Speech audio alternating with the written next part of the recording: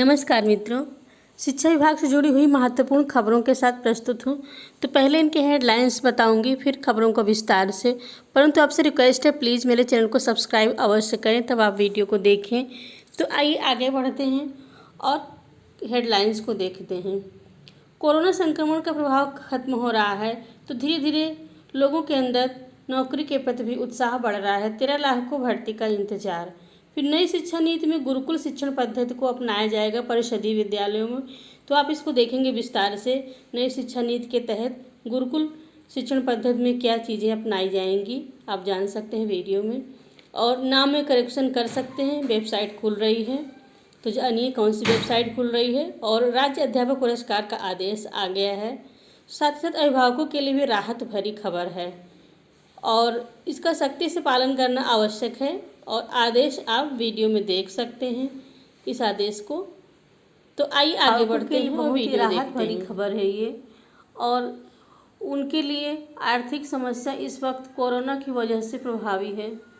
तो उस संबंध में देखिए, ये प्रताप सिंह बघेल सचिव उत्तर प्रदेश बेसिक शिक्षा परिषद का आदेश आया है और आपके सम्मुख आदेश है। प्रेषक सचिव उत्तर प्रदेश बेसिक शिक्षा परिषद प्रयागराज, सेवा में समस्त जिला बेसिक शिक्षा अधिकारी उत्तर प्रदेश। तो इसमें लिखा हुआ है पत्रांक संख्या और दिनांक 5 जून 2021। विषय है इसका कोरोना वायरस कोविड-19 के कारण उत्पन्न समस्याओं को देखते हुए, परिस्थिति को देखते हुए शैक्षणिक सत्र 2021-22 में कक्षा 1 से 8 तक के सभी बोर्ड द्वारा संचालित मान्यता प्राप्त निजी विद्यालयों में शुल्क वृद्धि न करने के संबंध में है। महोदय कृपया उपयुक्त विषयक शासनादेश संख्या दिनांक 3 जून 2021 का संदर्भ ग्रहण करने का कष्ट करें, जो समस्त जिलाधिकारी को संबोधित तथा अधो हस्ताक्षरी को पृष्ठांकित है, जिसके द्वारा कोरोना संक्रमण के कारण उत्पन्न असाधारण परिस्थितियों के दृष्टिगत शैक्षणिक सत्र 21-22 में कक्षा 1 से 8 तक के सभी बोर्डों तथा से संचालित मान्यता प्राप्त और निजी विद्यालयों में शुल्क वृद्धि न करने के संबंध में आदेश दिया गया है। और उक्त के संबंध में आपको निर्देशित किया जाता है कि शासनादेश संख्या के तहत 3 जून 2021 को जो निर्देश दिया गया है उसका सख्ती के साथ, कड़ाई के साथ अनुपालन करना सुनिश्चित किया जाए। भवदेव प्रताप सिंह बघेल सचिव उत्तर प्रदेश बेसिक शिक्षा परिषद प्रयागराज। और इस आदेश की प्रतिलिपि को निम्नलिखित को सूचनार्थ एवं आवश्यक कार्यवाही हेतु प्रेषित करना है। अपर मुख्य सचिव बेसिक शिक्षा उत्तर प्रदेश शासन लखनऊ, महानिदेशक स्कूल शिक्षा उत्तर प्रदेश लखनऊ, शिक्षा निदेशक बेसिक उत्तर प्रदेश लखनऊ, समस्त जिलाधिकारी उत्तर प्रदेश, समस्त मंडलीय सहायक शिक्षा निदेशक बेसिक उत्तर प्रदेश लखनऊ।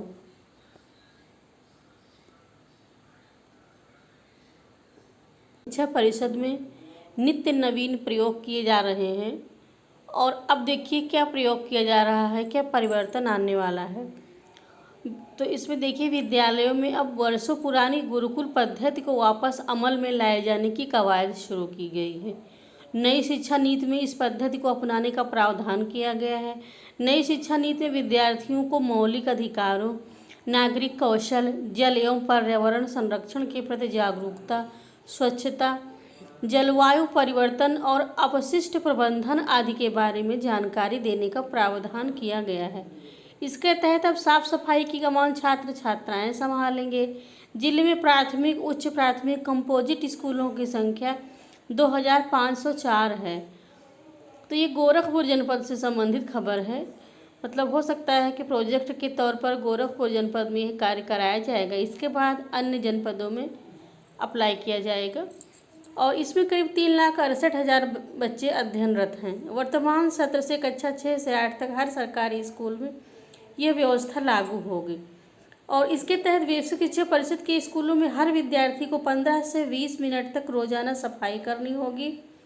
कक्षा 1 से 5 तक के बच्चे इस प्रक्रिया में शामिल नहीं होंगे। कक्षा 6 से 8 तक के बच्चों के लिए अनिवार्य होगा। नई शिक्षा नीति में बच्चों को उनके मौलिक अधिकार, स्वच्छता आदि के बारे में परिपक्व करने का प्रावधान किया गया है और उसी के तहत शासन स्तर से फैसला किया गया है। स्कूलों में मेरा विद्यालय स्वच्छ विद्यालय कार्यक्रम चलाया जाएगा और बच्चों के अलावा शिक्षक भी इस कार्य में जुटेंगे।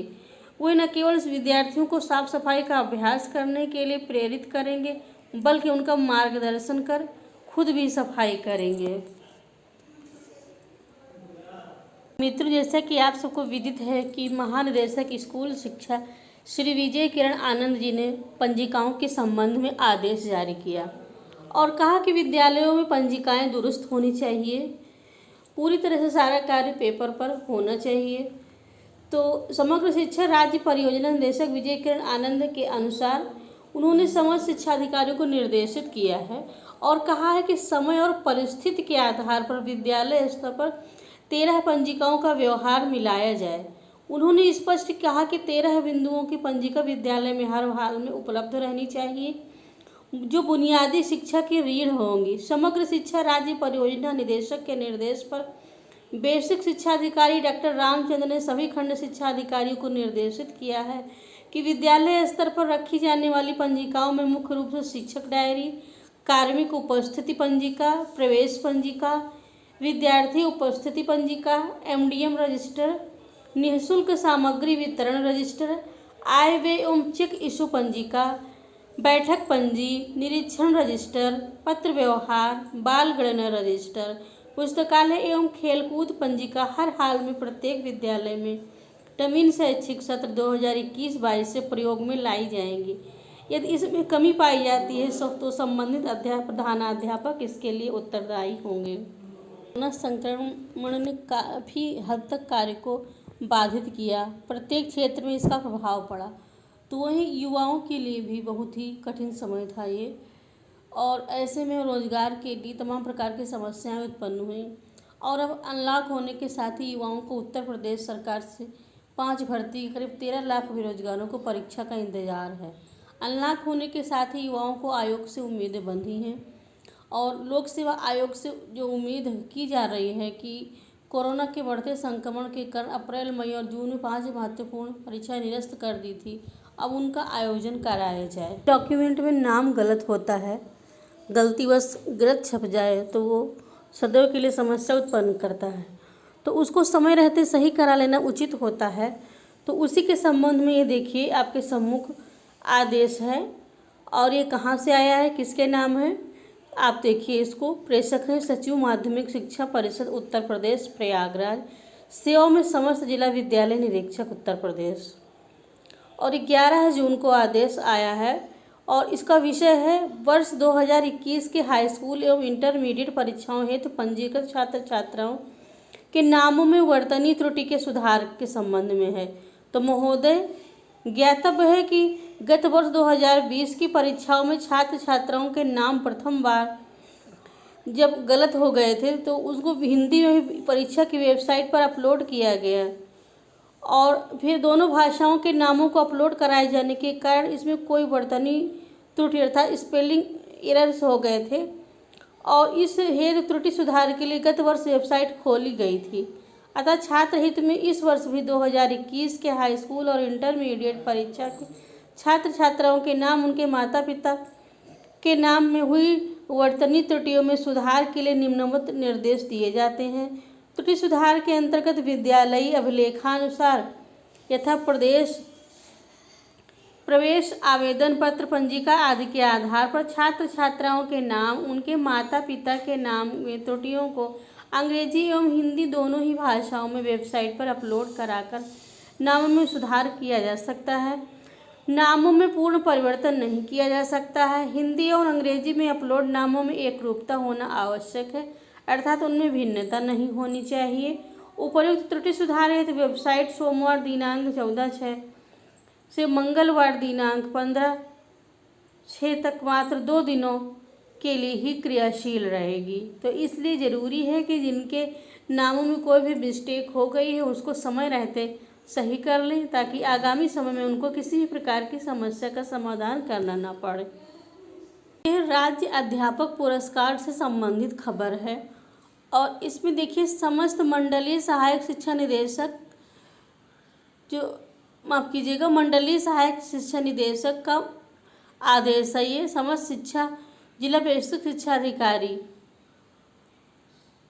और इसमें देखिए इसका विषय है पत्रांक संख्या आपके सम्मुख अंकित है और दिनांक है 11 जून 2021। विषय है राज्य अध्यापक पुरस्कार 2020-21 हेतु चयन के संबंध में दिशा निर्देश और समय सारणी के संबंध में।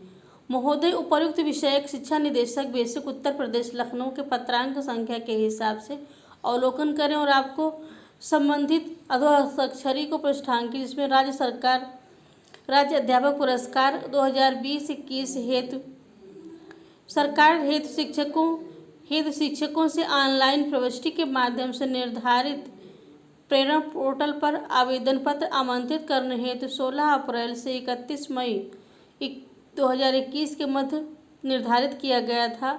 उक्त के संबंध में शासन के संख्या के हिसाब से राज्य सरकार वर्ष 2020-21 हेतु आवेदन पत्र आमंत्रित करने की अंतिम तिथि की वृद्धि कर दी गई थी और ये 20 जून निर्धारित की गई थी। अतः आपको निर्देशित किया जाता है, आपसे अपेक्षा है कि अध्यापक पुरस्कार 2020-21 का प्रचार प्रसार करते हुए आवेदन पत्र प्रेषित करने की उपलब्ध उक्त अंतिम तिथि से शिक्षकों को अवगत कराने का कष्ट करें। भवदीय PN सिंह, मंडलीय सहायक शिक्षा निदेशक, लखनऊ मंडल। और इसमें देखिए इसकी जो प्रतिलिपि है वो निम्नांकित को सूचनार्थ प्रेषित करना है। महानिदेशक स्कूल शिक्षा निदेशक बेसिक उत्तर प्रदेश लखनऊ।